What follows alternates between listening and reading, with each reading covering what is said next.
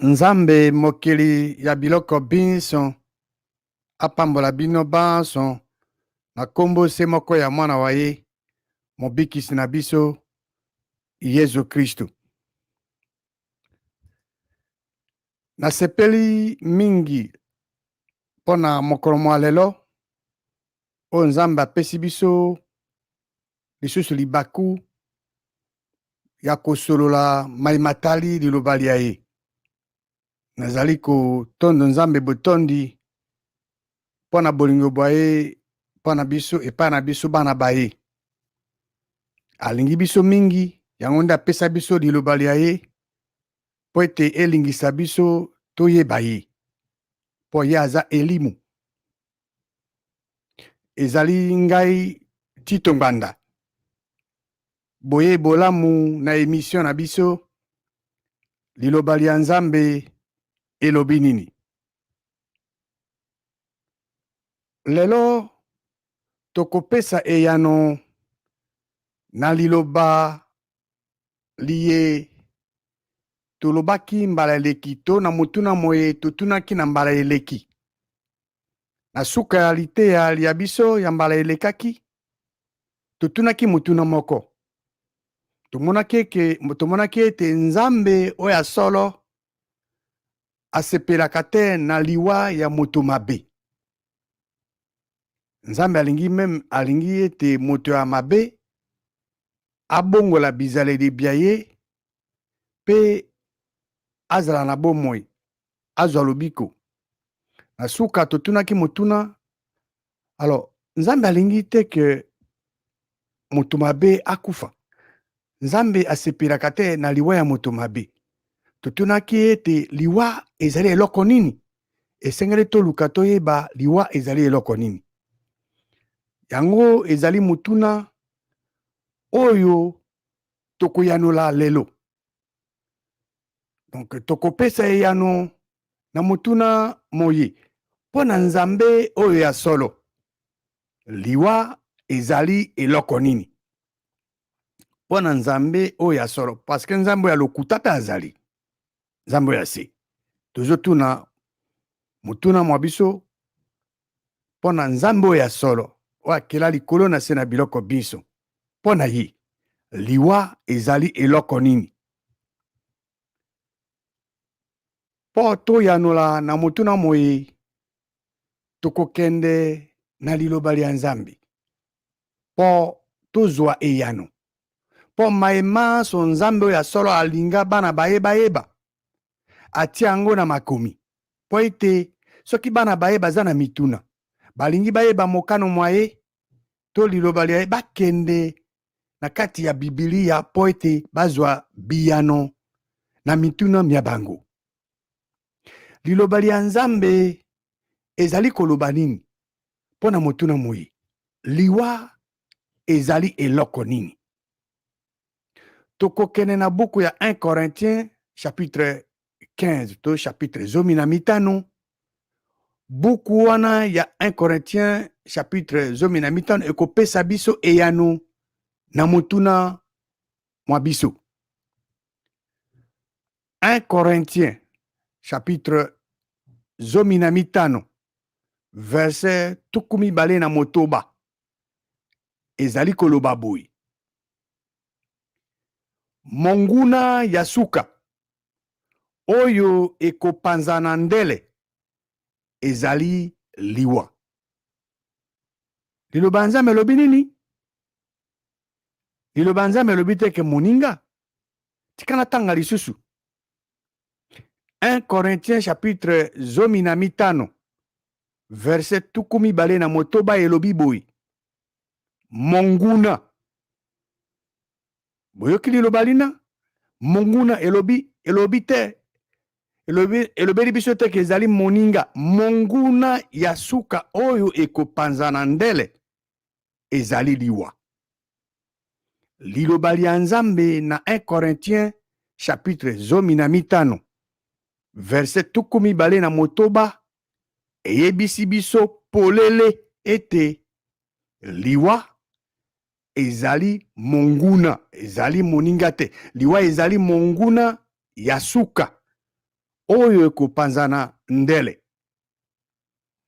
Donc mpo na nzambe oyo ya solo liwa ezali moninga te, kasi liwa ezali monguna ya suka oyo ekopanzana ndele.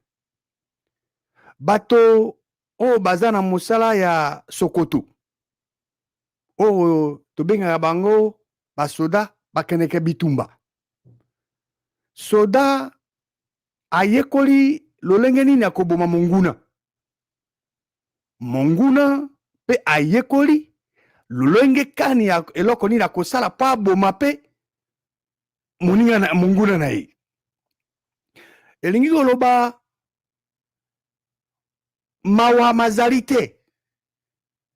Tango soda ake na bitumba aza na biloko mibale akosala oyo aza kosatandre nango. Soit ye akoboma monguna, soki ye abomi monguna te, ye asali angele te, monguna abomi ye. Donc, entre soda tokamata na mboka na biso ake bitumba na monguna na ye, boyokani bozali te, mawa mazali te. Tala na libota lia yo, tango liwa eyaka, liwa eyokaka mawa. Tango mosusu moto yo azali likonzi ya libota lia bino, nde ye liwa eya kozwa ye. Tango ye azwi ye aotika bino na esengo to na mawa, liwa ezali na mawa te. Nzambe aza kopesa, aza kobenga ye na kombo na ye. Nzambe azobenga liwa monguna. Liwa ezali moninga te, monguna akoyokelo mawa te. Quelle que soit circonstance, ye monguna ye akolinga nde ayokiso pasi. Yango Biblia ezolobaka liwa ezali moninga te po ete liwa etikaka mabota mingi na kati ya pasi. Liwa etikaka mabota mingi na kati ya mawa. Liwa eyaka na esengo te na kati ya libota. Kasi liwa tango eyaka na mawa, eyaka na pasi. Liloba Nzambe eza kopesa biso biyano. Na mae tosengeli toyeba po ete tokoka kotambola eyenge bene na mokano ya Nzambe pe tokabola yango na bato basusu. Liwa elingi koloba nini? Liwa elingi koloba suka ya bomoi ya moto awa na mokili, awa onse. Liwa to suka ya bomoi ya moto awa na mokili ezali moninga te. Touti kotanga na kati ya Biblia. Biblia ezali liloba pe mokano ya Nzambe o ya solo. Lokola alingi bana baye mingi, ati mokano mwaye na lolenge ya liloba na kati ya Biblia po ete bana baye bakende na kati bazwa biyano na mituna mia bango. Liwa ezali moninga te, kasi ezali monguna ya suka oyo ekopanzana ndele. Pona nini liwa ezali moninga te? Na utaki kolimbolela bino po ete soko liwa eyei na kati ya libota, etikaka libota na kati ya mawa. Liwa eyokelaka bato te eya yobo moto oyo aza moto oyo aza likonzi ya libota, natika ye naluka eloko moto mosusu. Liwa etikaka toujours soki eye na libota ekotika libota na mawa. Liwa etikaka mabota na kati ya pasi po ete Nzambe azobenga liwa monguna. Liwa eyokelaka mabuta mawa te, eyokelaka bato mawa te. Liwa ekobenga yo te mpo yebi soki aza koya. Liwa ezali monguna ndenge Nzambe abengi yango. Po ete liwa eyaka na esengo te na kati ya libota. Pona kosokisa motuna na biso ezaki nini? Tutunaki pona Nzambe oyo ya solo, liwa ezali eloko nini? Tukendeki na kati ya liloba ya Nzambe. Po ete liloba ya Nzambe ezali mokano mwaye.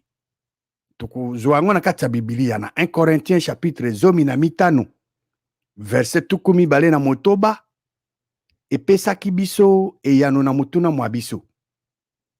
Monguna ya suka oyo ekopanzana ndele ezali liwa. Bato basusu bateyaka ke liwa ezali nzela ezomema bato na lola epai ya Nzambe po baza na esengo. Me touti kotanga na bino, liwa ezali monguna. Nzambe azobenga monguna.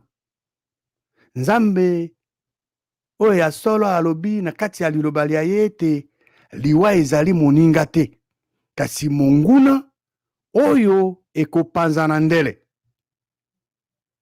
Mokolongo ekoya oyo liwa ekopanzana. Liwa eyaka na esengo te na kati ya libota. Liwa etikaka mabota mingi na kati ya mawa. Liwa etikaka mabota mingi na kati ya pasi. Liwa ezali monguna, ezali moninga te. Pona Nzambe oyo ya solo, oyo Nzambe akela likolo na se na biloko biso, Nzambe oyo apesaka bomoi, liwa ezali monguna ya suka oyo ekopanzana ndele. Yambo te tokabwana ngai na kotuna bino motuna. Bongo nani azali na nguya ya liwa? Po touti komona awa na kati ya Biblia na 1 Corinthiens chapitre 15 verset 29 ke liwa ezali monguna ya suka oyo ekopanzana ndele. Bongo nani azali na nguya ya liwa? Nani azali kobomaka bato awa ose? Nani azali kobomaka bato awa na mokili? Bokozwa eyano na motuna moye na mbala ekoya.